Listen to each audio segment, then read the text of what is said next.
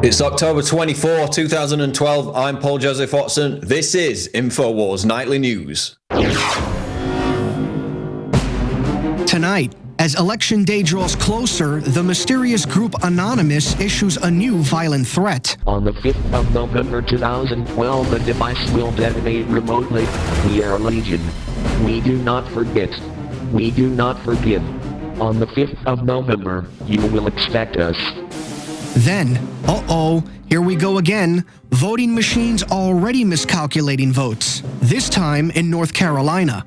Plus, oops, emails released today show that the White House was thoroughly briefed about the Benghazi embassy attacks. And Rob Duke conducts a hard-hitting interview with an anonymous Army National Guard source who warns that preppers are being targeted.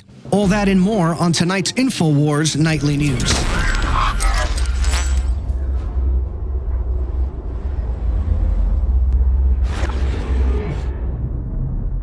Top story tonight on InfoWars Nightly News. Will anonymous bomb threat throw election for Obama? A YouTube threat to bomb a government building along with a plan by other members of Anonymous to storm the White House and Congress in an attempt to arrest government officials the day before the presidential election could provide the right crisis for Barack Obama to secure a second term.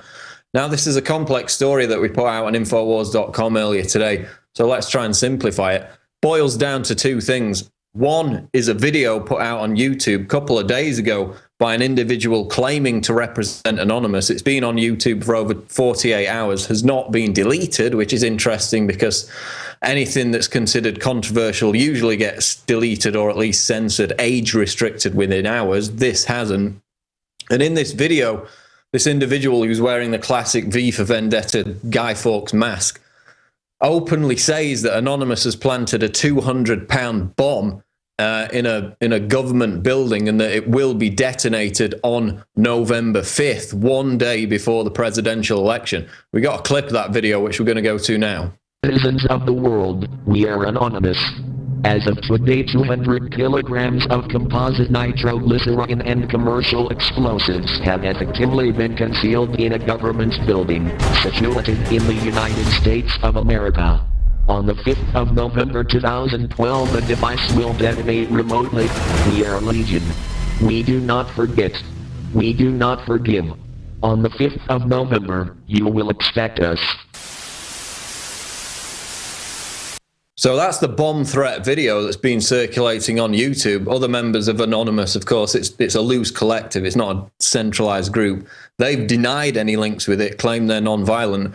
But then we've got another situation parallel to it, which is that also on November 5th, there's this big event being organized by a separate strand of Anonymous in which they openly plan to storm the White House and other government buildings in DC to conduct, quote, mass arrests, including the arrest of Obama. And the fact that this event, which has got its own website, its own Facebook page, its own Twitter, has been planned since June, clearly suggests that the feds know about it and that they have infiltrated it. And you ask the question, would the government infiltrate and use Anonymous to stage a terror attack in DC? Well, yeah, of course they would. I mean, even as the New York Times admitted, virtually every domestic terror plot inside the United States has been cooked up and provocateured by the FBI, including, of course, the most recent plot to bomb the Federal Reserve building there in Manhattan. So we're seeing this completely infiltrated group. I mean, Anonymous is renowned for being completely infiltrated by the FBI. Its previous members have come out and confirmed that in public. And also we've got known disinfo outlets promoting this idea of storming the White House and arresting Barack Obama. On their own website, they talk about they're willing to get shot, they're willing to die. So it's going to turn violent. They're saying it's probably going to turn violent. And now we've got known disinfo agents coming out and trying to get other people in the activist movement involved in it, which of course is interesting because a lot of you will remember Hal Turner, who relentlessly attacked Alex Jones and InfoWars back in 2009. He was outed as an FBI informant, and his role, as it came out in the court case, was to, quote, publish information which would cause other parties to act in a manner which would lead to their arrest. So he was about making his followers turn violent. And I think this is exactly what we're seeing again with this November 5th anonymous event and the bomb threat that's linked to it. So, you know, obviously there are tons of members of Anonymous with good intentions, but there's never been a group more deeply infiltrated by the feds than Anonymous, and everybody acknowledges that. So now they're trying to bring Oath Keepers into it because, of course, the mainstream media has completely failed in its bid to demonize Oath Keepers as an extremist, violent organization. So now, according to this Anonymous group, on their website, they actually call for the Oath Keepers to become involved in this march, this siege on Washington, and actually protect them with violent force from whatever reprisals they get from, you know, police, the National Guard, whatever, when they supposedly try and storm the White House. So we see them trying to bring in the Oath Keepers to try and radicalize and allow the media to demonize them as violent extremists. So it's all very suspicious. And I think anyone who believes that this isn't some kind of infiltration, fed provocateur operation, because every signal clearly smacks of that, you know, is either woefully naive or is deliberately trying to get people arrested because of it. It's a trap. And I mean, the most likely outcome is that it's going to end up being a bunch of teenage hackers milling around Washington, D.C. doing nothing. But given how, you know, top Democratic strategists have openly embraced the idea of staging violent incidents to ensure Obama's re-election, combined with this video threat on YouTube, combined with the event on November 5th to storm the White House and try and arrest Obama, it's a very interesting situation indeed, but I hope it turns out to be absolutely nothing. But be very wary of this November 5th event. There's no doubt about that. Moving on now, My Fox 8 News reports Guilford County voters say ballot cast for Romney came up Obama on machine. Greensboro, North Carolina. The presidential election is just around the corner, and voting issues have already become a problem in Guilford County. On Monday, several voters complained that their electronic ballot machine cast the wrong vote. All the complaints were made by people who voted at the Burr Mill Park polling location. One of the voters, Sher Coromalis, says she cast her ballot for Governor Mitt Romney, but every time she entered her vote, the machine defaulted to President Obama. So they're basically saying in this county they had to vote over and over again for their vote to actually count for the right person. In this case, it was flipping it from Romney to Obama. The election authorities said it was just a little problem. Everything's going to be fixed, and that it's just a gremlin in the system. There's no conspiracy behind it, they said. So, I mean, we see this at every single election, vote flipping due to electronic voting machines. And it reminds us of that old quote from Uncle Joe Stalin, you know, it doesn't matter who votes, what matters is who counts the votes. That's basically a paraphrase of it. So it really boils down to the fact that electronic voting machines have proven vulnerable time and time again, and yet at every election, we can't seem to get rid of them. When it could be so much easier, all of this would be not necessary to even debate if we had a paper ballot in every instance. But we continue to see these mistakes cropping up with these electronic voting machines. And let's not forget the story from a few days ago out of CBS, the CBS affiliate in Arizona, which actually announced the results of the presidential election on a Friday night during an episode of The People's Court. And they actually flashed it up on screen that Obama had defeated Romney 43-40. So, you know, is the fix in, or was it merely a mistake on their behalf? They said they were just testing the system for election night, but we've seen this over and over again. I mean, you be the judge, but the fact that electronic voting machine fraud is going to be a big issue over the next 2 weeks seems certain. Shopkeeper labeled racist for criticizing Obama. This is InfoWars.com. A story about a Chicago shopkeeper who was labeled a racist simply for posting signs in his store window critical of Barack Obama has garnered widespread media attention, while thousands of racial Twitter messages posted by Obama supporters continue to be ignored by the mainstream press. And this story is about a shopkeeper named Sam Wolfson, who basically stuck up some handwritten signs on his shop window there in Chicago saying, criticizing Obama for bowing down in front of foreign dictators and Saudi kings, as well as criticizing him for his infamous "you didn't build that" quote. So again, not racist under any definition, legitimate political criticism. But then somebody scrawls the word racist in red lipstick on his shop window, and suddenly it becomes a national media story. So in this article, we document all the other, examples over the past few years of legitimate criticism of Obama being denounced as racist, notably by NBC, who are renowned for playing that race card. Of course, Lawrence O'Donnell, one of the big hosts over at MSNBC, recently implied that criticizing Obama for the fact that he plays golf often is a racial slur. That's the level that it's got now at MSNBC in terms of this chilling of free speech as it pertains to Obama and it being defined as racist.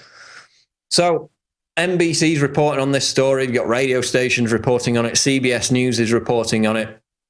Guy labeled racist for posting some handwritten notes in his shop window. And it's a pretty big story. Meanwhile, they've completely ignored the deluge of tweets, literally thousands, from Obama supporters calling Romney and his supporters, crackers, honkies, other racial slurs, not to mention the flood of threats to actually assassinate Romney and stage riots if Obama loses the election. So the media is interested in one guy who gets called a racist because he criticizes Obama, but when thousands of Obama supporters openly espouse genuine racism and racial violence, their silence is deafening. A massive double standard once again with the mainstream media. BBC News reports Russia, Syrian rebels have US-made weapons. A senior Russian general has said Syrian rebels now have anti-aircraft weapons, including US-made Stingers. General Nikolai Makarov was quoted by the Interfax news service as saying that the origin of the surface-to-air missiles should be cleared up.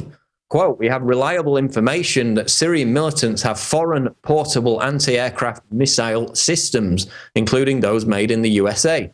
It should be cleared up who delivered them," General Makarov told journalists in Russia. So while Syria is having its commercial airlines intercepted by Turkey because they might contain arms, turned out they actually contain nothing whatsoever, but Turkey avoided international condemnation anyway. Now the US is openly arming the Al-Qaeda rebels, according to this report. So $200 million in taxpayer money already sent to the rebels to help them burn down Christian churches, cut people's heads off, carry out terrorist attacks. That's obviously not enough. And of course, Romney has openly announced that if he gets in power, it's basically open season on sending heavy weaponry to these terrorists, most of whom aren't even Syrian, again proving that the uprising is completely contrived and funded and backed by foreign entities. So basically, apparently there's no need to hide it anymore. The weapons are directly going from the US to the rebels. And if Romney gets in power, that's only going to become public knowledge. So basically the government's using your money to arm people who like to wave around Al-Qaeda flags while burning US flags. And if you don't get behind it, then you're unpatriotic. And, Obama and Romney can argue with each other all night long during the debate the other day on who's tougher on Al-Qaeda when they both vehemently support arming and funding Al-Qaeda in Syria. Staying with geopolitical news now. CNS News reports State Department email to White House at 6:07 p.m. on 9/11/12. Ansar al-Sharia claims responsibility for Benghazi attack. On September 11, 2012, just 2 hours after the State Department first began notifying government agencies back in Washington, including the White House, that the US consulate in Benghazi was under attack by armed men, State sent out an email that went to at least 2 people in the White House that said the group Ansar al-Sharia had claimed responsibility for the attack. And this email went directly to the executive office of the White House hours after the attack had unfolded. Quote, this email said nothing about a YouTube video. The email said nothing about a spontaneous demonstration. So we now know for a fact that the White House knew the very day of the incident that it was a terrorist attack carried out by some of the very same Al-Qaeda militants the US and NATO had armed and funded the previous year to overthrow Gaddafi in Libya. And yet Obama, of course, lied to the American people for at least 2 weeks, claiming that the attack on the consulate was caused by a ridiculous, sophomoric 14-minute YouTube clip that wasn't even a movie insulting the Prophet Muhammad. And we had to labor through that story for over 2 weeks. So now it's come out that they knew that wasn't the case the very same day. The Republicans are going to try and use this to score political points for Romney, even though, as we just discussed, Romney has publicly announced he's going to follow the exact same foreign policy as Barack Obama, only to a greater degree. And the media wonders why, Obama and Romney agreed with each other for virtually the entire debate the other night on foreign policy. And it's because Romney's told us he's going to pursue the exact same foreign policy as Obama, funding and arming Islamic extremists around the world to destabilize countries, to grease the skids for the annexation of, the remaining rogue states, rogue that is to the New World Order, namely Syria and Iran. Steve Watson reports for InfoWars.com. Mom found guilty by court after refusing TSA pat-down on daughter. A woman who stood up to TSA screeners and refused to allow them to grope her 14-year-old daughter has been found guilty of disorderly conduct and sentenced to 1 year of probation by a court in Tennessee. And this concerns Andrea Fornella Abbott of Clarksville, who was arrested by Nashville airport authorities for expressing outrage at TSA procedures. She dared to question the lords in uniform. So basically what happened is she started complaining about the fact that the TSA was groping a 14-year-old daughter, making her pass through a naked body scanner. And the prosecution in the actual case made it stick by claiming that Abbott prevented the TSA from doing their duty of, groping your children, because according to them, the security lanes were slowed to a crawl. But if you actually watch the video of this incident, you can see that the security lanes are moving freely. To verbally challenge the authority of the TSA, almighty TSA, and the police officer. But I don't see her raising her hands or being demonstrative with her body. Nowhere in this law does it say you can't swear at a police officer, you can't swear in public. That's not against the law. She just wanted to stand on principle, and because she felt that she had done nothing wrong. So it's just another effort to intimidate people into blanket obedience to whatever the TSA says, from the grope downs to the ludicrous all stop policy where people are supposed to freeze in place like Simon Says or something, to the stupid drinks testing after they've already purchased the drinks in the airport. It's all about obedience training. Quote, it's clear from the video she wasn't preventing anything, Horse said. In closing arguments, the attorney stated, quote, since 9/11, we're losing a lot of freedom and we have to draw the line somewhere, before praising Abbott for standing on principle. And that's why we here at InfoWars are encouraging people to stand up for those very same principles by taking part in the National TSA Opt-out and Film Week, details of which are at infowars.com/opt-out. We got another big story relating to the TSA, by the way, coming out tomorrow morning, so be sure to check the website for that. Melissa Melton, Infowars.com, reports conditioning. Xbox poll shows overwhelming gamer support for more drone strikes. Throughout Monday night's final debate between President Obama and hopeful Mitt Romney, viewers watching it on their Xbox 360 consoles were allowed to participate in a live poll. When asked, do you support more use of drone aircraft to attack suspected terrorists, 72% of respondents replied yes. Notice the question asks, do you support more use? in regards to sending unmanned aerial vehicles equipped with missiles to bomb suspected terrorists in other countries, not just continuing business as usual, killing people at the current pace. So basically, this polling sample was huge. I think it was something like 30,000 Xbox users. And of course, previous polls have shown that a clear majority of Americans support these drone strikes, despite the fact that they only kill one militant, suspected militant, again, no due process whatsoever, for every 50 people dead. So that's 49 innocent people killed in order to snuff out one guy who might be a militant. And, you know, even the Pakistani Interior Minister recently came out and said that the vast majority of people being killed in these drone strikes were innocent people. But the majority of Americans support this program, which, of course, Barack Obama, the peace candidate, has rapidly expanded since he took office. So, you know, it makes perfect sense to me that Xbox gamers who sit there in their mom's basements or whatever playing war games all day would approve of drone strikes in real life. Because in many ways, the two activities are indistinguishable from one another. You know, just like in a video game, the actual operator of a real Predator drone aircraft is sat at the controls with a couple of joysticks at an Air Force base, you know, in Nevada or wherever.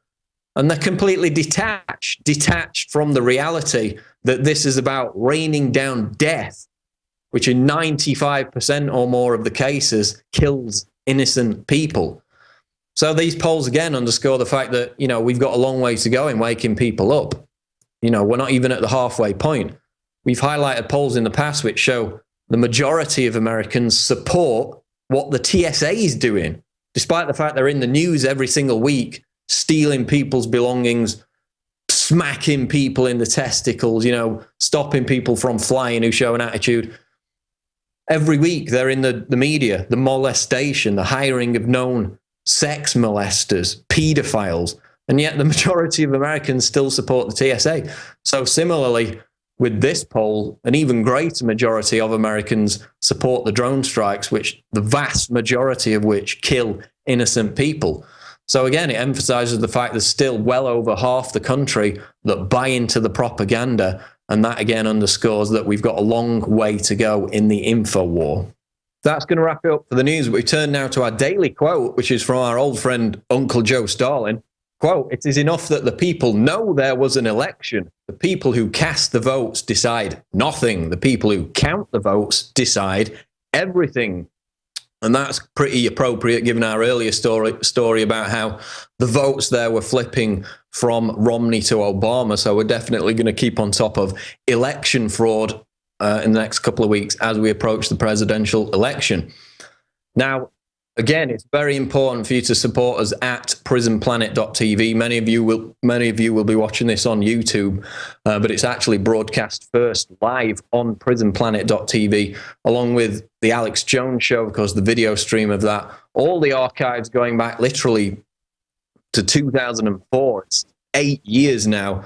Just a ton of multimedia content, special events, speeches. Stick around after the break. More coming up on InfoWars Nightly News. Stay tuned.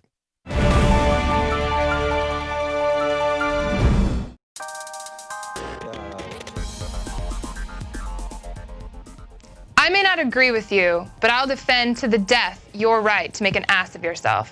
Thank you, Oscar Wilde. I'm Christy Hightower here with a quick Planet InfoWars update.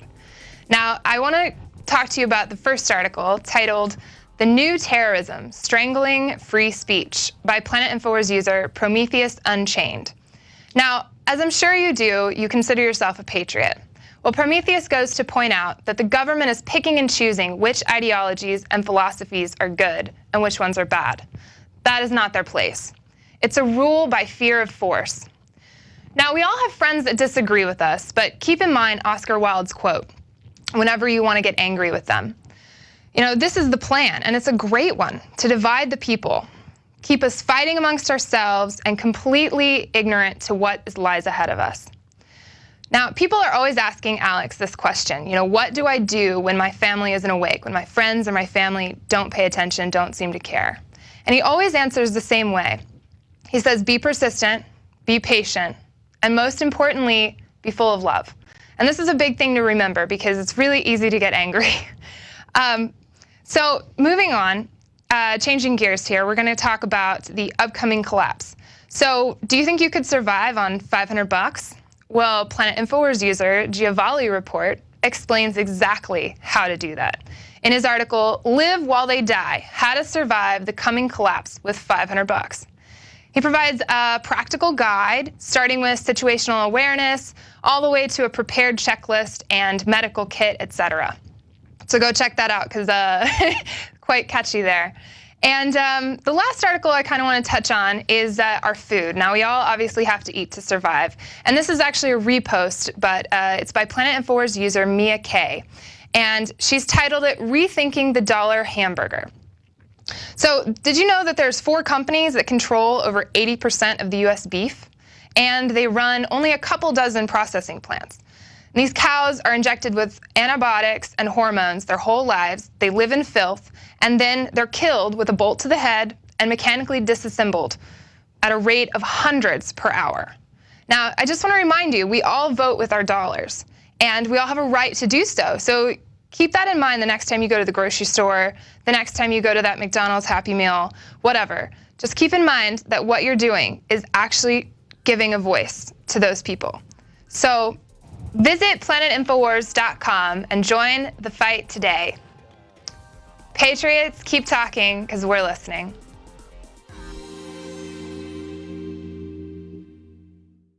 Insider billionaire investors like George Soros and John Paulson have recently made massive moves into gold, purchasing what Bloomberg News described as gold hoards. Soros alone doubled his holdings in a single day. Russia's Vladimir Putin has doubled down on gold, increasing the country's holdings by over 100%. With $1.8 trillion under management, the bond king Bill Gross, the world's preeminent bond fund manager at PIMCO, has warned investors of the dangers of QE3 and inflation. And what's he betting on? You guessed it, gold.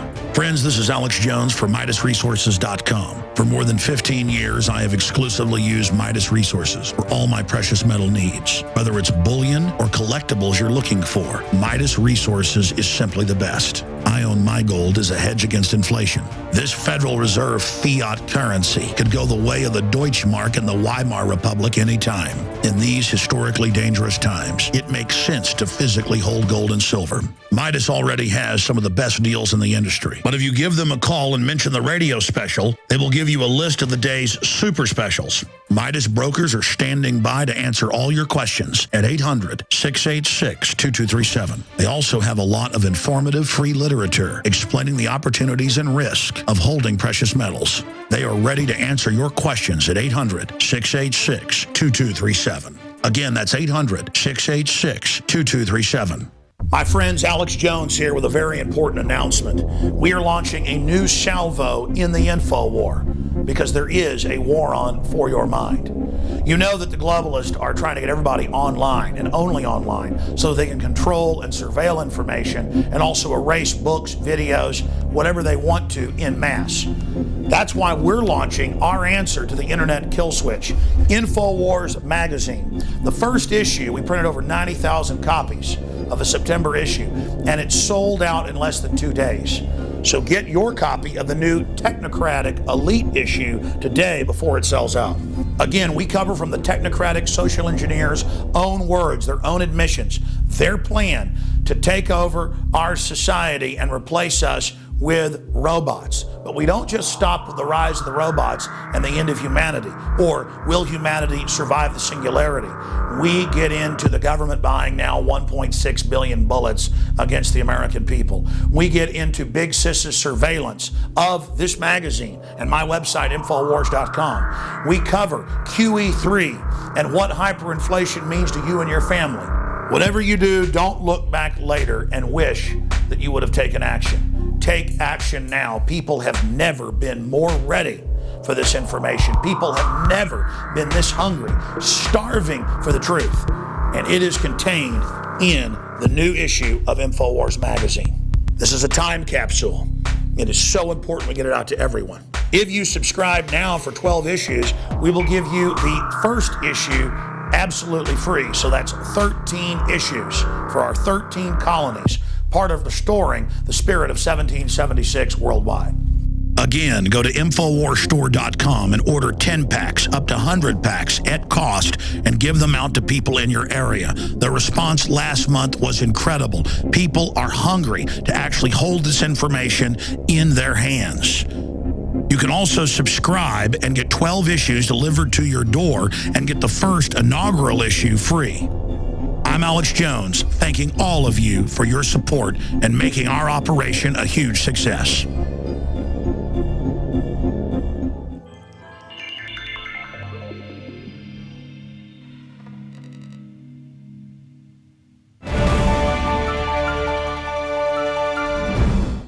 Good evening and welcome to our second installment of InfoWars Nightly News. Now this is going to get pretty serious. I just want to go over a few articles to set this up. So we're going to move through these pretty quickly.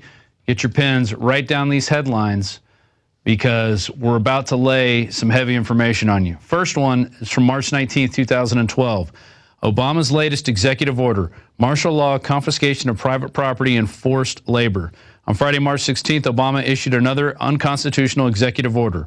The National Defense Resources Preparedness Executive Order allows the government to confiscate your property without due process under the direction of Janet Napolitano and DHS. And here is the executive order. It's called the National Defense Resources Preparedness. And it's basically takes an executive order that Bill Clinton instituted and ramps it up. So go look up that executive order. It says everything just in nice lawyer language, how they're going to take your property. Moving on. Leaked U.S. Army document outlines plans for re-education camps in America. We reported on this back in May. People said, no, it wasn't true. Then we reported, oh, the U.S. Army said it was true, but that they really didn't want that information to get out to the public. Go read that article and all the relating articles. It talks about having PSYOP officers, command centers. They're taking people domestically. These operations may be performed as domestic civil support operations. That's rounding people up, okay? And talks about all kinds of stuff in there. Go read the document, read it for yourself. Next article, DHS purchases 200 million more rounds of ammunition. Following the controversy over its purchase of around 1.2 billion bullets in the last 6 months alone, the Department of Homeland Security has put out a new solicitation for over 200 million more rounds of ammunition, some of which are designated to be used by snipers, okay? So this is just 200 million rounds. They already, before that, bought 1.2 billion. And so we're looking at over 1.6 billion in ammo purchases lately through the government. Now let's go back to 2009. H.R. 645, the National Emergency Centers Establishment Act. And let's just look at the top line there. To direct, scroll right there. To direct the Secretary of Homeland Security to establish national emergency centers on military installations. Now, remember New Orleans and Katrina? Okay, remember what the chief of police had to say? Guns will be taken. No one will be able to be armed. We will take all weapons. So all guns will be taken. They went into the high and dry areas and took people's guns. They took little old ladies' guns. Anybody who had a gun trying to protect themselves and their property, it was taken. Here's the article. New Orleans mayor admits illegal gun confiscation. That was from the National Rifle Association out of 2008. Now, if you go to this video, which we played not too long ago, troops ordered to kill all Americans who do not turn in guns. This was a nightly news piece that we put out. Go check that out. It's 21 minutes long, and it goes over the whole history of what they're trying to do with the guns in America. And also, we have Mike Adams, who interviewed a whistleblower, said, yeah, he was in the National Guard and in the Army at the time. And he said, yeah, we were going in, kicking in doors, saying, you know, anybody there, do you have any guns? Taking your people's guns in the middle of the night. Now we go to this next one from 2006. So see, this isn't just Obama. This is Bush, and this is Clinton before him, and then Reagan, and old Bush Sr. The Military Commissions Act, questions and answers. This is from the Center of Constitutional Rights. This is from October 24th, 2006. Go read that article. It talks about how they're going to suspend habeas corpus and other nice things. Habeas corpus has its origins in the Magna Carta of 1215. is the Great Writ that protects people from arbitrary arrest, disappearance, and indefinite detention without charge. The cornerstone of Western justice, and is essential to the idea that laws, not individuals, be they presidents or kings, govern the land. That's right. So the law is bigger than any man. Now, what do we have? The NDAA. Now, here's an article that we just published on October 17th. Breaking. Prepper put on no-fly list, stranded in Hawaii. And this is a man named Wade Hicks, who was flying to see his wife, and somewhere along the line he was put on a no-fly list and he was stranded in Hawaii. Now you go check out this video. Prepper put on no-fly list speaks out. A man named Wade Hicks basically got stranded in Hawaii. There he goes through everything, how they had a preppers group that they had, and some guy who they didn't really trust. He came in and said some weird things. Well, they followed him and he went to a Department of Homeland Security headquarters, and they said he parked in the handicap spot. Very interesting. And then he gets put on a no-fly list. Well, yesterday I got an email from a National Guardsman. We're about to bring him up here. And basically he says that, well, here's what he wrote me in an email. Doomsday preppers will be treated as terrorists. Let's get a shot of this real quick. This is the email that came to me, and there it is. Doomsday preppers will be treated as terrorists. There's a lot of other stuff in this, but here, that's what really caught my eye, because we just had Wade Hicks on the show talking about this, how he was a prepper and he was put on a no-fly list.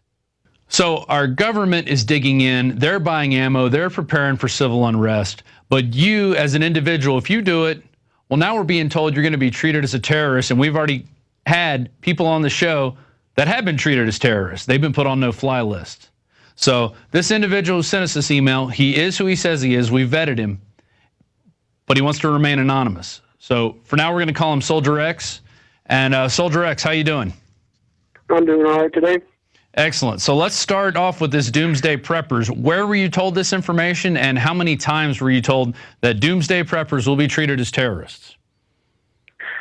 I've only been told once. When I was told, it was a briefing in the event that there is civil unrest after the election, because of all the talks of if Romney gets elected, there's going to be people going around trying to kill Romney, and they say that there's going to be people that are Democrats trying to kill Republicans because Romney got elected. So in the event of that civil unrest, they're asking the Army National Guard troops to come in and basically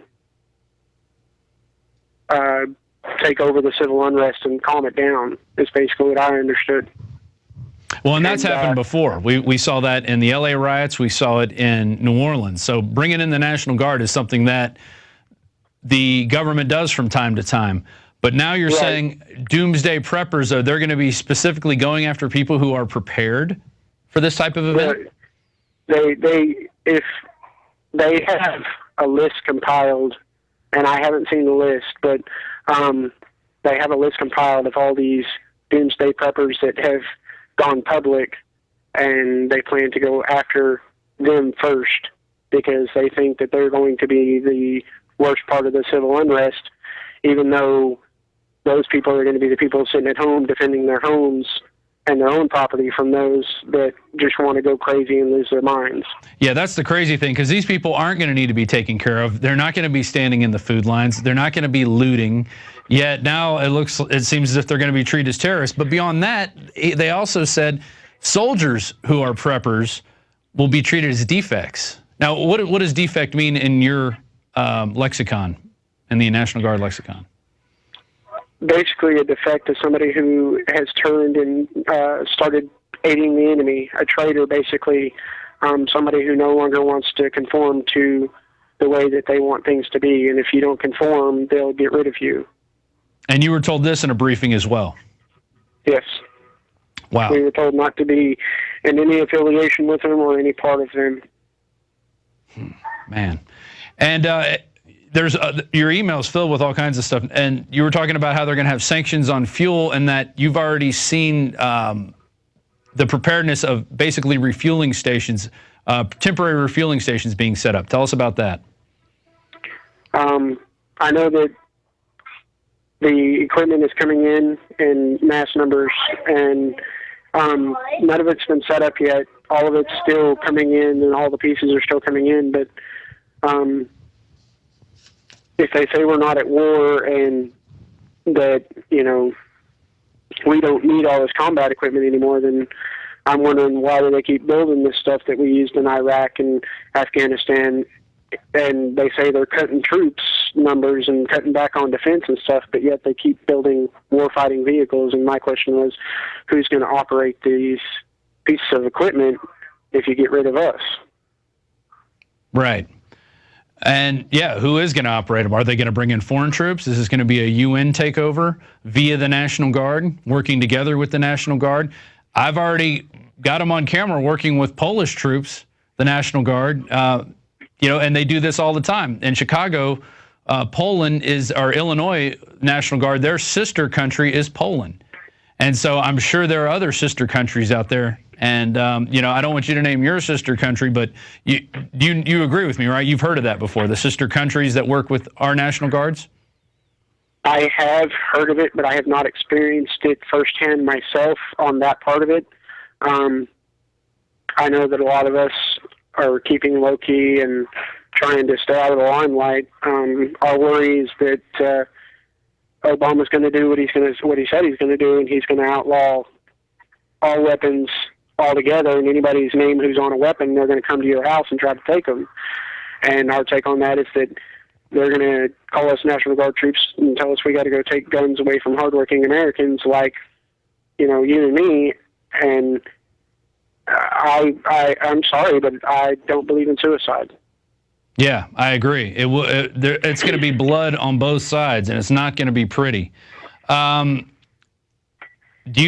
your buddies, what are you guys saying? Are you guys planning on going along with this, or what is if you're ordered to take guns from Americans, you know, what is your response going to be? We're going to basically go underground, basically. We're not going to answer the phone. We're not going to show up. We're just going to basically disappear. So essentially standing down. Basically, yes. I got to commend you for that. We're not going to fight for a cause that's not right. I understand fighting a cause in Iraq against terrorists that are trying to kill us every day, but I don't believe in fighting our own people. I don't understand the point. Right. Now, what do you make of this? You also mentioned in this about you were doing some training in White Sands, Mexico, and that there were heavily armed special forces on the border. Were you in New Mexico? You said Mexico in your email. I meant to say New Mexico. We were in White Sands, New Mexico. There's a training ground out there in White Sands called Camp McGregor. Mm-hmm. And we were training out there, and me and my buddies, we all saw the special forces out there training out behind buildings, and then they were loading up in trucks, and they were very heavily armed. I'm talking sniper rifles, machine guns, you name it, they had it. And they all headed towards the border, and they disappeared for probably, 4 or 5 days. Wow. So bottom line, you've got them decimating the ranks. You were telling me that they were cutting people out who put 20 to 30 years in service, and they're just cutting them out. Have you seen them bringing in younger people, or have you seen the ranks being replenished? Tell us a little bit about that. I haven't seen any ranks replenishing. What I see every day is people that have given 20 to 30 years of their lives in service to this country, who've given sweat, blood, and tears and put boot to ass for this country, being thrown out on the streets with nothing. I had a good buddy of mine who gave the military 35 years of his life. And the best they could do was a random phone call from a random sergeant major saying that, sorry, but your service is no longer needed. And there's no warning when it comes. It's just a phone call, and if you ask him any questions, he says, I don't have any information to answer any questions. I'm just calling to give the bad news. And before this year, they weren't doing the phone calls. It was a random letter that came in the mail, and you never know if it was going to come. And there are no transition programs in place to help soldiers go from soldier to civilian. And, you know, I actually addressed my congressman with this problem, and my congressman told me, welcome to the real world, because he said corporate companies are doing that all over the world. And I said, it's not the same. Being in a civilian company going to another civilian company is one thing, but being a soldier who's done nothing but be a soldier since he left high school, and it's all he knows, and all of a sudden you're telling him he's out of a job, and in the Guard, we are federal technicians if we work full-time for the Guard, and if you get kicked out of the Guard, you lose your full-time job. So basically, you get a phone call that says, sorry, you're out of a job, and there's no warning, there's no prep, there's no nothing. It's just to throw you out on the street and hope you make it. Now, do you think they're targeting so-called preppers in this movement, or do you think it's just kind of across the board? It's kind of across the board. They're trying to get people for medical stuff. They're either getting people for medical, they're getting them saying that if they got 20 or 30 years that they need to get them out and get new faces in and fresh soldiers in. But I haven't seen a replenishment of the ranks myself. Basically what it comes down to is they're decimating our military, and I don't see how we're supposed to hold our own borders and end all these wars if you get rid of all of our troops. I mean, who's going to fight the wars if you fire all of us? Well, you've got the UN, and you've got NATO. You've got troops that will follow any orders, including, killing women and children and working with terrorists, Al-Qaeda. We've already shown that to happen. So bottom line, basically, you've been told in briefings that if you're a quote, doomsday prepper, you're going to be treated as a terrorist, and those who are in the ranks of the National Guard will be seen as defects if they're preppers as well. Yes. Wow. And right before the end of the day today, they said that there was going to be something on the news tonight. It's supposed to be on the Austin News. I don't know what channel. They just said it was going to be on the Austin News, and apparently it's a discussion about the way that the Texas Army National Guard has been spending money. Apparently, they see a lot of stuff that's going on as frivolous spending, and they see a lot of stuff going on that's like wasteful spending, and it's abuse of the government's money and of the taxpayers' money. And some of the news people are taking notice of all this money that's going out. But my problem with that is that they're going to question soldiers that are in the lower ranks, like me and my buddies, who have nothing to do with where the spending goes. We're just soldiers, and we do as we're told. Yeah, why don't they question the banks and why they're getting $40 billion a month from the Fed, and what are they doing with that money? That seems like a big waste of money, but they won't be doing that. We know that. Well, we in the last year have seen so much wasteful spending that we've noticed as soldiers, and we kind of question it, and we're like, why is the Army wasting money doing this stuff? And we're told, don't ask questions, just do what you're told. Yeah, just follow orders. Yeah. And that's what the Germans used as their excuse in Nuremberg. We were just following orders. And now it's come down to basically a very minute, well, I won't say minute, there's a group of us that have gotten tired of all the stuff that's going on. There's a lot of times when we look back when we were in Iraq, and now we question everything that we did over there and wonder, and now we ask, what was it for? And there's no answers. Well, it was to train you to be able to come back home and do the same thing here to the American people.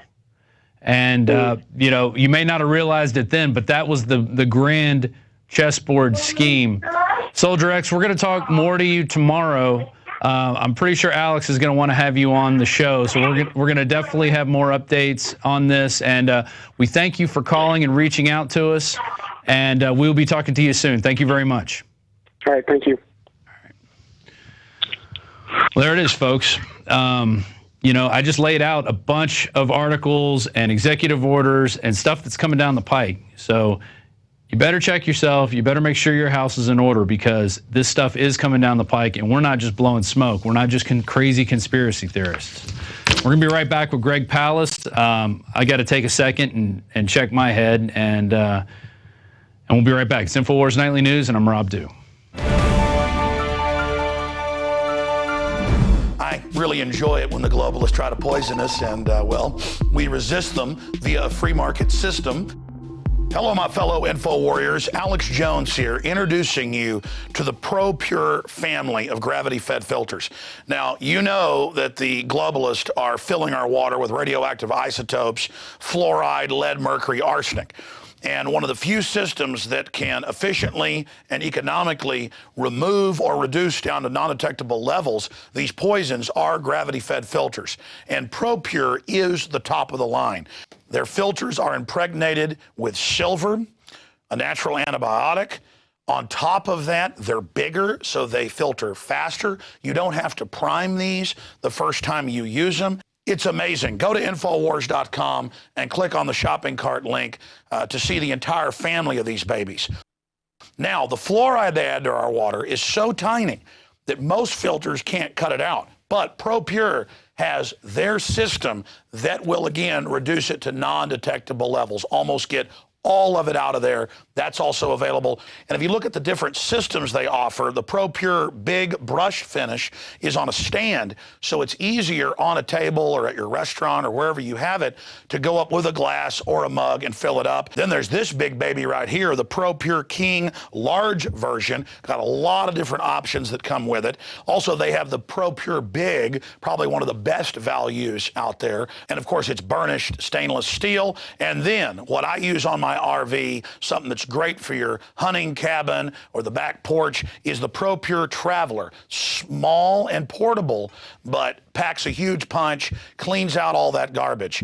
They also have a glass sight spigot, so you don't have to take the top off and look in the bottom area to see how much water. You can see how fast it's filtering with this optional system. The globalists obviously are hitting us through our water. It's time to take control of our lives. It's time to not give our children and families these poisons, and these systems cut it down to non-detectable levels across the board. ProPure is the name. I only promote what I believe in. And I use ProPure in my home and my office. And I recommend that you check out the information on ProPure at InfoWars.com. We already have the lowest price at InfoWars.com on the ProPure gravity filter system. But when you add in the 10% off when InfoWarriors use the product code WATER at InfoWars.com, nobody can top it. So again, it's a win-win-win. Stop drinking the poison water. Checkmate the globalists when it comes to your health, and support InfoWars.com and the work we're doing here. You know, many revolutionaries rob banks and things and kidnap people for funds. We promote in the free market the products we use that are about preparedness. That's how we fund this revolution against the New World Order in our move to restore our constitutional republic and a spirit of 1776 worldwide. Check it out at InfoWars.com.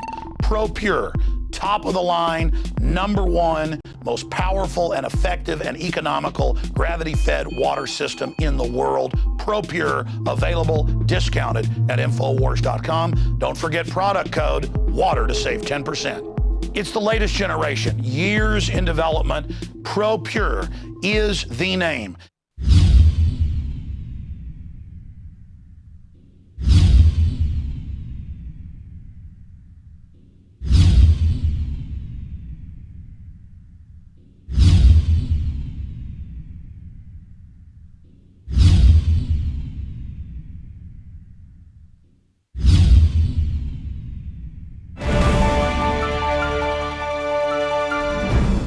Welcome back to the InfoWars Nightly News. This is our final segment, and we're going to sit down with a corporate fraud investigator turned journalist who won an Orwell Award for the documentary Bush Family Fortunes that was aired on the BBC. He's also won 6 Project Censored Awards, which are stories that our corporate masters don't want us to hear in the United States, but are heard everywhere else around the world. He's an investigative journalist and author, Greg Palast, and we turn to him now. Greg, how you doing today? Pretty good. Excellent. Well, we've been covering a lot of this proposed voting fraud that's going to be going on. You know, it happens every year. You've covered it in 2000 and 2004. Well, now we've got looks like nearly 1,112-year-olds voting in North Carolina. They're really getting the vote out for the Centurions. And then hope they carpool. Yeah, there you go. And then we got in North Carolina voter machine recorded vote for Obama twice. And then Romney family buys voting machines through Bain Capital Investment. Which one do you want to hit on first? Well, I think that how about the voting machines? and Bain Capital. All right. It's interesting that Bain seems to be concerned most with voting machines in Colorado and Ohio. And the question is, why those two states? Why? A lot of places are buying voting machines. Why was it so necessary to make a big push to sell there? Those are the two big swing states plus Florida. We have three big swing states. Now, I know a lot of people are afraid that if they vote on a computer machine, that someone somewhere is going to muck with the software so that your vote will change from one candidate to another. It's possible to hack these things. I've watched them hacked pretty easily. But that's the least problem, because there is a very, very, very easy way to steal votes by computer. It's called unplugging the computer. What we have in the U.S., in fact, my new book, Billionaires and Ballot Ban, it's called How to Steal an Election in 9 Easy Steps. One of the steps we call presto-digitizing, like presto changeo. It's just, poof, it's not there. So one of the big tricks, one of the things that's happening with voting machines is that computers tend to lose more votes than any other method of voting. They cost 5 times as much as any other method of voting, and yet they lose more votes. When I say lose them, they just disappear. For example, in Sarasota, Florida, we had one election in which 18,000 votes in brand new computer machines just went poof. Now, the election was won by 500 votes. Now, here's the question. Whose 18,000 votes were they? Well, it ends up being in the precincts of one party for the most part. People vote like their neighbors vote, so that you don't have to switch a particular vote. If someone says, I want Romney, switch to Obama, or Obama to Romney, that's a lot of work for a hacker. The easiest thing to do is have the machine glitch. It doesn't record. That leaves no fingerprints. It didn't work. Gee, we're sorry. The memory sticks don't hold the stuff. That's a typical thing. We're losing. And you'll love this number, or you'll hate it, depending on whether you're an oligarch or not. 1.4 million votes were lost, spoiled, as they call them in the biz, through these so-called glitches in the last election. 1.4 million. That's from the U.S. Office of Elections Assistance, our Elections Assistance Commission in D.C. They keep raw data on the votes that are counted, but also votes that aren't counted. That is amazing. 1.4 million votes. That is amazing. And no one makes a big stink out of it. That sounds like a story that we should have heard, but of course we never do. You made a big stink out of it. I'm trying to tell you, if it weren't for Alex Jones, how do these stories come out? There are very few places which are going to touch a story. They say, oh, we're conspiracy nuts. Well, I'm a conspiracy expert. That is, I was a U.S. government racketeering investigator. I report these stories on the top of the nightly news for BBC and on big papers all over the planet. I can't get it into the U.S. If I say, look, 1.4 million votes were cast and not counted in the last election, we have that. That's your official United States government statistic. Oh, you're a conspiracy nut. I'm sorry. I guess that always gets, you just call someone a conspiracy nut, and it always gets a laugh from the conspirators. None of this happens by accident. It really doesn't. Yeah, I mean, there's accidents, but it's what I call vulture opportunism. The machine glitches. They know it's going to glitch. They don't fix it. There's simple gimmicks. They don't hand out passwords in certain precincts, so it takes hours to open the machines. Mm-hmm. The machine gets unplugged. Certain areas, they know that they put in bad computers in areas like Dustin, New Mexico, and Pueblo. If you're a Native American, your vote so seldom actually gets counted. It's ridiculous. And because they know they don't give natives, blankets with smallpox anymore. They give them these crap machines that won't work in dusty conditions, or they don't work in humid conditions in the South. They know where this stuff is going, because I've had election supervisors say, we scream and holler, why are you giving us these machines? We know that they're going to break down. How many times has your Windows computer crashed? And Windows is something which thousands of people work on debugging.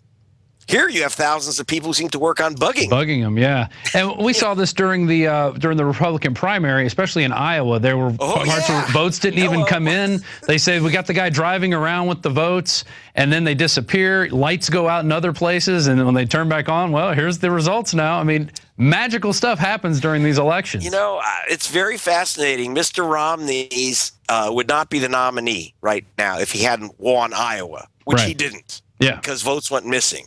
And then, interestingly, it was not Republicans who blew the whistle. It was patriots and others who started screaming about it. It Mainly Ron Paul in the people. Republican Party. Right. And they say, wait, these votes aren't adding up. Their votes are missing. And so, Santorum, whether you like him or not, was the winner. But I guess ripping the sleeves off his sweater wasn't enough. They had to rip the votes off, too. So that was a dry run to what's going to happen in a couple weeks. So you think they're going to throw it for Romney in this case? I don't know. I think that a lot of votes are going to be stolen. Yeah. By the millions. In fact, I can give you a pretty solid number, about at least 5.9 million, because I'm a statistician. I worked from the government's raw data. About 5.9 million votes are going to go kapoof. Whether that will be enough for Romney, I don't know. I don't think that even his backers who are pulling this game off are really trying to steal it for Romney. There are a lot of close Senate races that are really the deepest concern. And we've got two big databases, Themis, which is owned by the Koch brothers, and Data Trust, which is operated by Karl Rove. There's these vulture hedge fund managers that are behind him and building something called Data Trust. And you have to understand, this is not about a Republican winning or a Democrat winning. These are very rich guys who are basically trying to bend elections and get in politicians that make them happy. Right. For example, I'll give you a good example of how this works. Dan Loeb, who's funding, gave $1 million to fund this Data Trust data mining system, which will be used to challenge voters. This time it's going to be used to challenge voters for Obama. They're going to knock out hundreds of thousands of voters saying, oh, that guy's from a false address. He's a felon. That's a glitch vote. That's a wrong address. That's what he's going to do.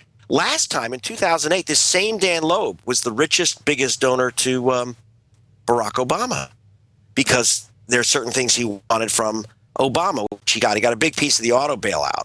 But now Romney's coming up with a plan for him to get the money back into the country for free. Yeah. So no, there's nothing to do with politics. They don't care whether it's Romney or Obama. Oh, I know. They just need a certain, they have to choose which hand puppet to stick their hand in. Exactly. Well, I think it's funny, in a country like Venezuela, we had one of our computer IT guys went down to vote in the election, and they get a little piece of paper after they vote. It says who they voted for, and then they hand it to a person, and it's tabulated with the electronic results. And they say, all right, this is corroborated. These results are good. They're going to go on. So you'd have to really do a lot of vote losing or vote stealing, vote changing, whatever you're going to do. It would take a lot more effort to get a piece of paper. And these machines were designed by Diebold, which is a company that makes ATMs. And boom, we don't know how to make pieces of paper appear, apparently. Yeah, look. We're saving trees. I actually talked to Hugo Chavez about that.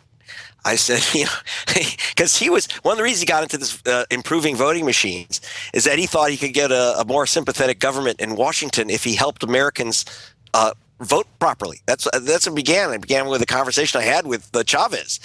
But what he found out quickly is that no one wants the votes to count in America. It doesn't matter whether Democrats or Republicans. There's an oligarchy that run this system.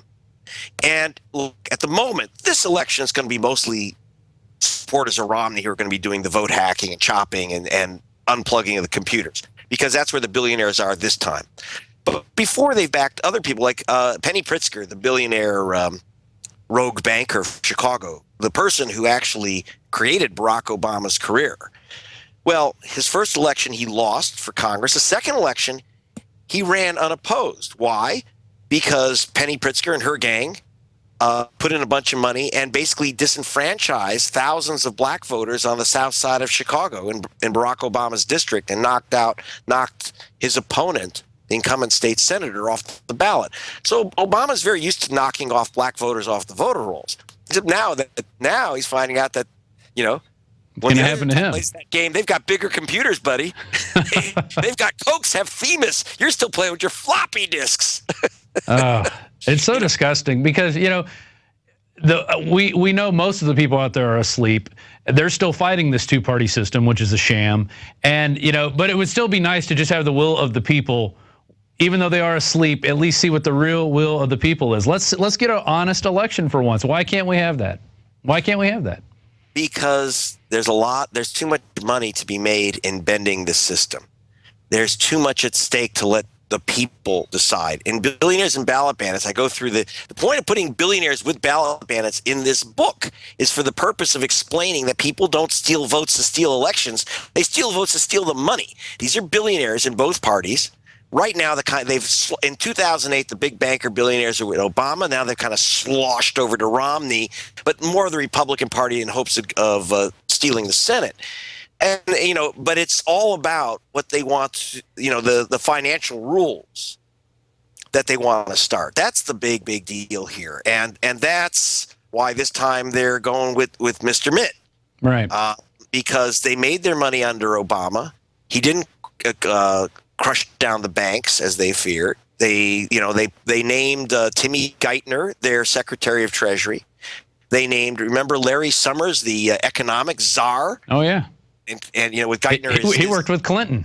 Is our czarina. Well, yeah, these are big investment bankers that they all worked with Clinton's boy, Robert Rubin, the co-chairman of Citibank and previous CEO of Goldman Sachs. So it wasn't really Secretary of the Treasury, it was Secretary of Goldman Sachs. In fact, one member of Clinton's cabinet who spoke to me, Joe Stiglitz, who was won a Nobel Prize in economics, he was in the cabinet as head of Council of Economic Advisors. He said that during Clinton's cabinet meetings, Rubin and Summers would sit there and say, well, what did Goldman think of this? What did Goldman think of this? And finally, Stiglitz said, well, I didn't know we were supposed to be setting policy based on what Goldman thinks. Goldman Sachs. And they looked at him like, what, did you just fill off a watermelon truck? You don't know how it's played? Hey, who let this guy in the room? Who is this guy? Get him out of here. And he's got a Nobel Prize in economics, but he thought, there's all these economic rules. And Dad's doing economic rules. And then, but this time, those boys have run off to the Republican side this time. And next time, we don't know. Maybe the Democrats will feel punished enough to go crawling back to their billionaires. Hillary will suck back up to them and run. We don't know yet. But all I do know is that this is about not Republicans stealing election, not Democrats stealing election, but billionaires stealing an election. And these guys are not nice. And if they had our country's welfare in mind, maybe we can have a plutocracy. But I would really like to count the votes this time. Let's just try it out, America. Yeah, see what happens. Give it a shot. Well, what rules do you see, or what trends do you see that they're going to be bending in their favor after this election? What do you see coming down the pike? There's two things. There's taxes and there's international financial flows, which are the big thing.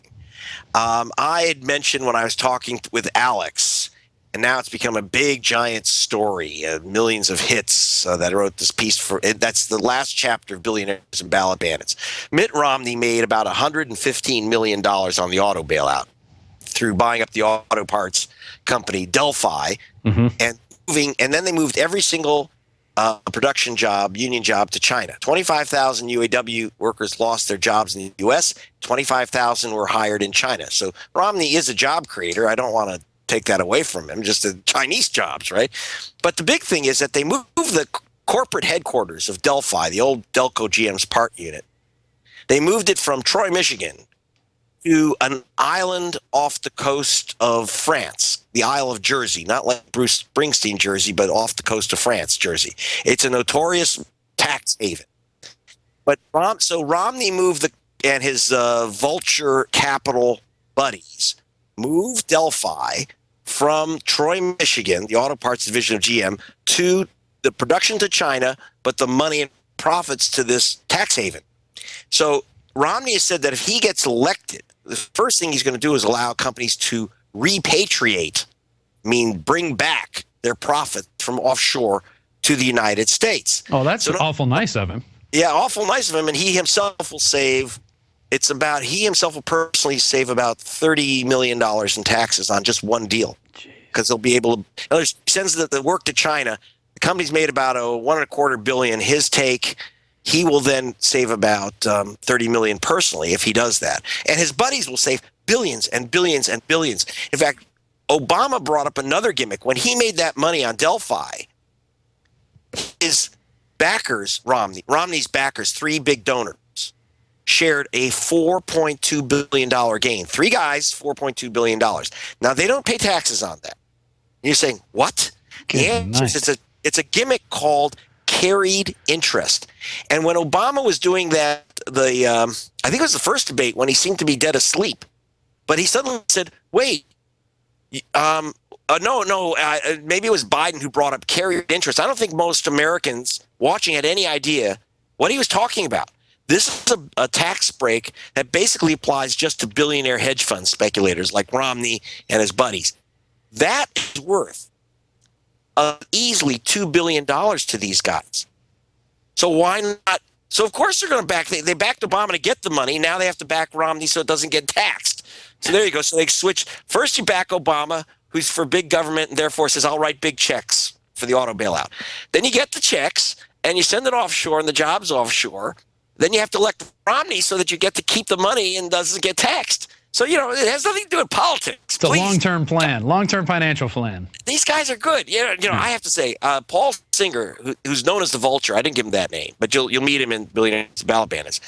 Singer really, truly is one of the most brilliant men I've ever investigated or come across. I mean, I'm not going to say that these guys aren't smart. And they're too smart to join a political party. No. They just don't do that. It doesn't happen. They have no politics. They only have profit centers. They don't have parties. They just have profits. That's it. In fact, Ken Langone, one of the billionaires, who was an expert at vote heists, because he's the guy that came up with the fake felon list for Florida back in 2000 that elected George Bush. He says, I don't donate to candidates. I make investments. Romney walked into my office. I'm really telling you the truth. This really happened. This is what Langone said. Romney walked into my office, and I evaluated his campaign like I would any other investment. What's my return? Whoa. Wow.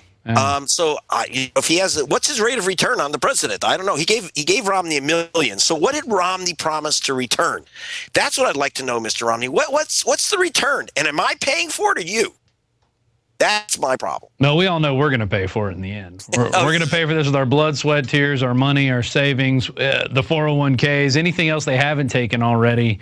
It's going to happen. What are your sources telling you on a financial collapse? Do you think they're going to keep this Ponzi scheme running, or with the Fed just buying $40 billion each month in these securities? I mean, when is this going to run out? That's a big fight, by the way, within this elite. That's what's happening now. Yeah. The J.P. Morgan, Citibank, United Bank of Switzerland, Bank of America, they're backing Obama because they're really afraid. Now, why would these big banks back Obama? They are really afraid that these hedge fund guys like the Singer, the Vulture, Snake Paulson, Iceman Simmons, Koch brothers, that these guys really have no respect for the dangers of the cliff edge. That these guys are really pushing the entire world economy right to the edge. Like these guys, that Singer threatened to blow up the entire bailout of the euro. He bought up a bunch of Greek bonds with Romney, by the way, as his quiet, silent partner. Romney got a little piece. Singer bought up a bunch of bonds and said, no, there's no bailout in the Eurozone unless you pay me big time. And he held up the whole bailout for ransom. He got it. But, the bankers totally flipped out. They can't have some guy holding up a massive bailout, $1 trillion bailout of the Eurozone, cranking it for a few extra bucks. So they are really upset. They've gone crazy over this stuff. So there's a huge split now between in the finance circles with the establishment banks backing Obama and the hedge fund cowboys who are really pushing it to the edge. Backing Romney. So I've never seen a split like this, by the way. It wasn't split in 08, and it wasn't split in 04. They backed Bush in 04. They backed Obama in 08. Now they're split. Kind of interesting. For a reporter, it's a very interesting story. Seeing the two management teams actually fight over the powers instead of working together. Yeah, got two elites. They're not like when we talk about the 1% or something. It's like there's this idea that they all are one solid group, and it's true. They all belong to the same clubs, and they all hang out together and go to each other's daughters' weddings. But there's a certain point at which there's a lot of blood on the floor at this moment. Like with Argentina, for example, the hedge funds are trying to take down Argentina and bring it to its knees. They see $200 billion that they can grab. It's a very rich place. On the other hand, the banks who are getting money every year from Argentina from their old debts and have a piece of Argentina, they don't want to kill the golden goose.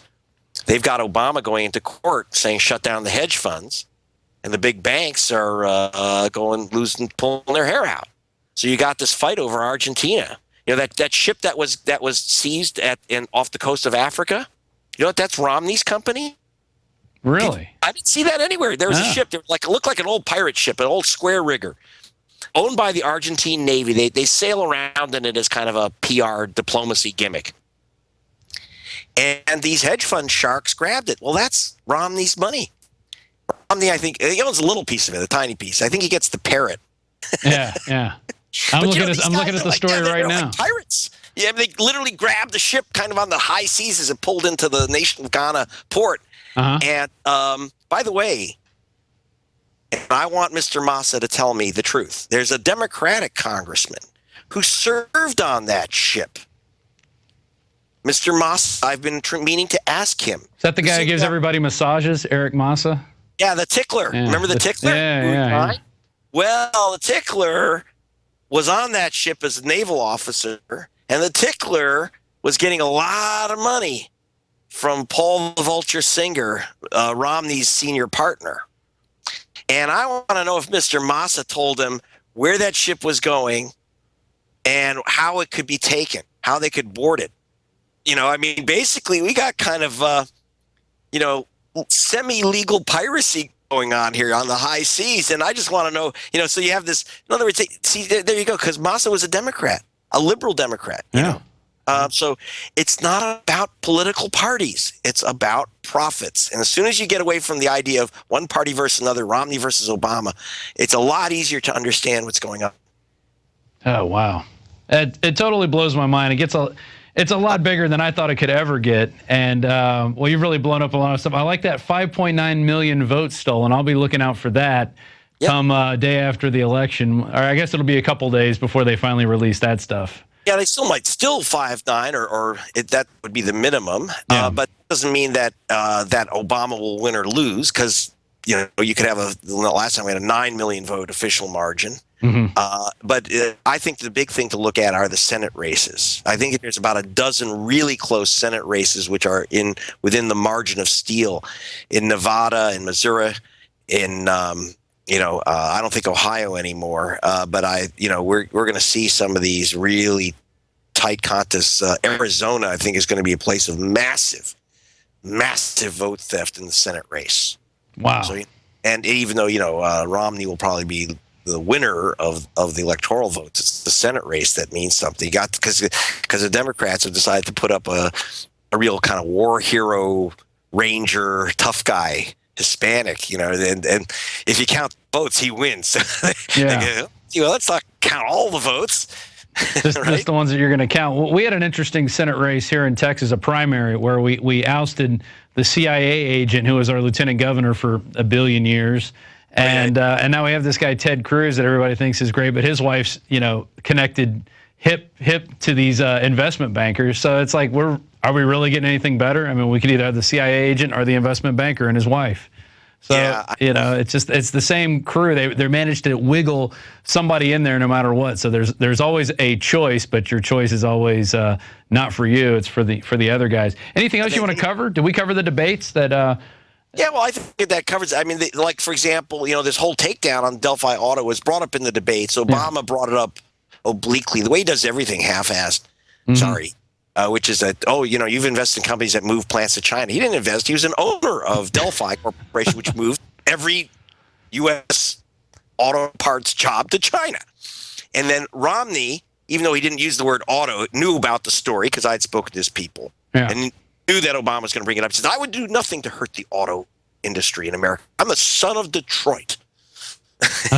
That he is? He went, he went to some fancy school in Detroit, and then went off to another public school, another state. Then he goes off to Massachusetts, which doesn't look like Detroit to me. Right. Harvard, and becomes the governor there with his dancing horse in the car elevator.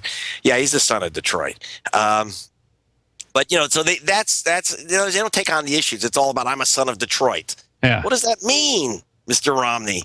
I mean, It's really simple, buddy. You bought into a company and you shut down all the plants and you sent them to China. And, but Obama doesn't, the funny thing is, you know why Obama didn't take it on straight? Because as president of the United States, he funded that stupid move and didn't say, you're not getting our money to move the jobs to China. They saved enough jobs so they can run some ads. He could have come out and ran the bully pulpit on him and exposed it. And instead, and then he'd have at least some ground to stand on at that point. And he could have even said, you know what, here's the deal. Yeah, okay, we're going to write billions of dollars in checks, but you're not moving the jobs. I mean, that's the whole point. Right. But his own auto czar, Stevie Ratner, whom I call Stevie the Rat, who, by the way, was caught, has been banned from, he's worth $250 million himself, the auto czar. He's banned from hedge funds because he was caught committing bribery by the SEC. And so while he's facing criminal charges, possibility of indictment, he turns it over to these guys who all actually themselves, the guys on the auto team were literally making money off the auto bailout. So they were concerned about maximizing, it looks like they were concerned about doing nothing more than maximizing their personal take on the bailout. And if you lose 25, 50,000 auto workers, well, that's collateral damage. We can still say we saved the industry, right? Hey, who's going to challenge? Exactly. Oh man, it just gets deeper and deeper and deeper. What are you working on next after this election? Where are the sales winds of change going to take you? I hope to Hawaii because I need a vacation. I really do, desperately. But it looks like I'm going to look into nuclear power, energy, banking. Oh, I got a lot of scams. I want to follow these jobs to China because no matter who's elected, I want to find out about the Chinese involvement in our elections. Because there's a lot of Chinese money flowing in here that hasn't been investigated. And I think that story is beginning, not ending with this election. Right. And so I'm very concerned about the political involvement, China purchasing our elections. And I think it's going to be a very, very important issue, especially after Citizens United. All you have to do is plonk down $20, incorporate in Delaware, and your money can come from Saudi Arabia, China, North Korea, or Los Angeles. I don't know which is worse. It's like George Carlin said, it's a big old club and you ain't in it. Yeah, right. We just get beaten with it. Exactly. Yeah, they beat you over the head every time they want you to think of something. Exactly. Yeah. Well, Greg, thanks for. Yeah, go ahead. We'll check that out. Billionaires and Ballot Bandits. It looks great. I like the cover right there and hanging up behind you. Did you see? I have cartoons in it by Ted Rall. Oh, well, there you go. That can help everybody understand. Read it for the cartoons. There you go. Well, there he is, folks. Greg Palast, uncovering the stories that people don't want to talk about here, especially our corporate masters don't want people to know about. And it's guys like Greg who are really out there on the mast, on the watchtower, keeping a lookout for this corruption. At least we could say we told you so. You guys could vote for whoever you want, but in the end game, it really doesn't matter. You're going to be voting for one of these clowns. I personally think your best vote is to go for one of these third parties, so next election cycle, they get a little bit of money to play, and we at least get a training wheel into this debate. So with that, we're going to say goodnight, and we will see you tomorrow. Alex should be doing the show, and he'll be interviewing Brian Garish to talk about all kinds of things, Agenda 21. But for tonight, this is InfoWars Nightly News, and I'm your host, Rob Dew. Thank you.